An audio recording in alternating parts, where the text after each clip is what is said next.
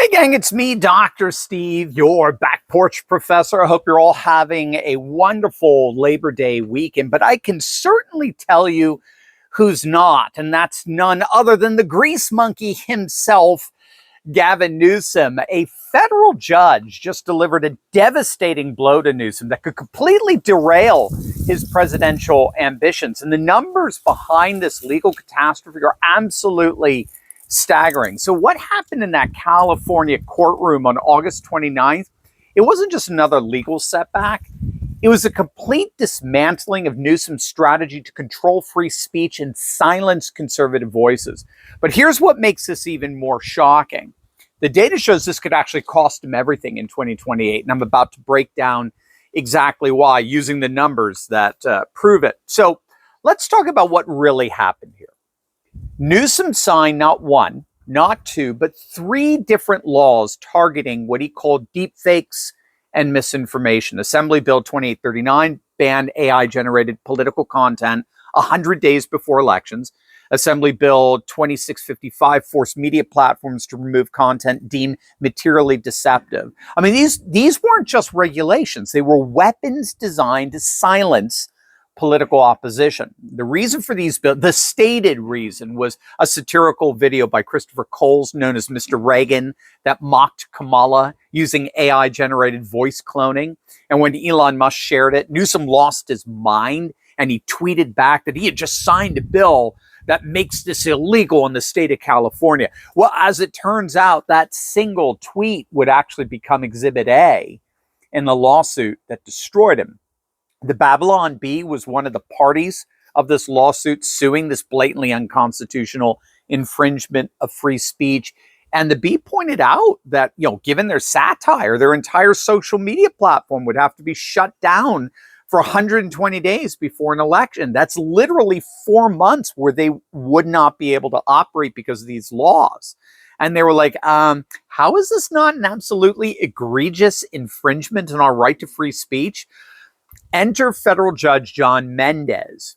He issued his ruling yesterday, and he completely obliterated every single bill that Newsom signed. He ruled that these bills failed strict scrutiny analysis, violated core First Amendment protections, and that the laws were a blunt tool that hindered humorous expression and unconstitutionally stifled free speech.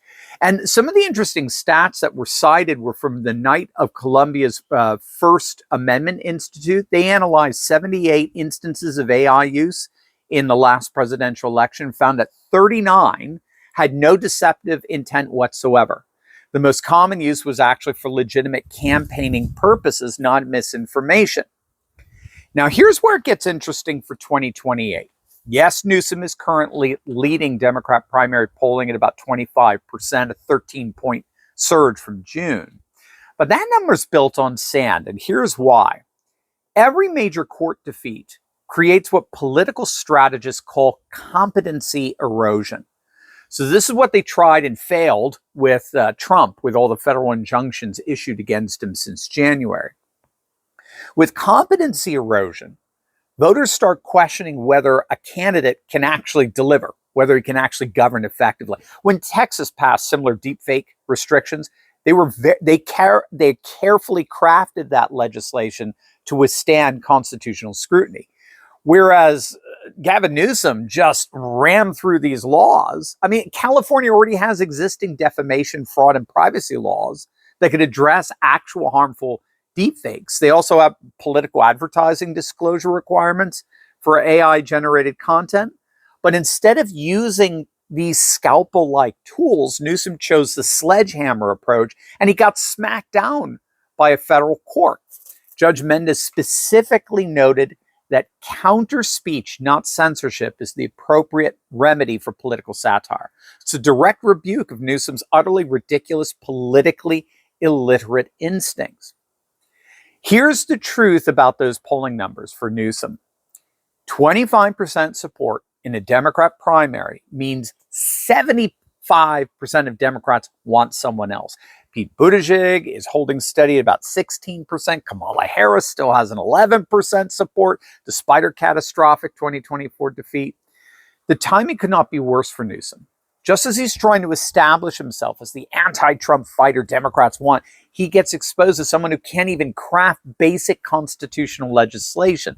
Every campaign speech, every debate answer, every media appearance will now have to address why he tried to ban political satire in America. Add to this the fact that coastal elites are by and large political disasters in presidential campaigns, right? Just ask Mitt Romney or John Kerry. Coastal elites are political disasters. They cannot win the working class vote, and swing states are inordinately working class. So I think in many ways, Gavin Newsom's presidential aspirations are already collapsing before he even gets started. And this court smackdown he got yesterday certainly ain't going to help. So what do you guys think? Let me know in the comments down below. And as always, make sure to smack that bell and subscribe button for breaking news and analysis you're not going to hear anywhere else. Have a wonderful, wonderful Labor Day weekend. God bless.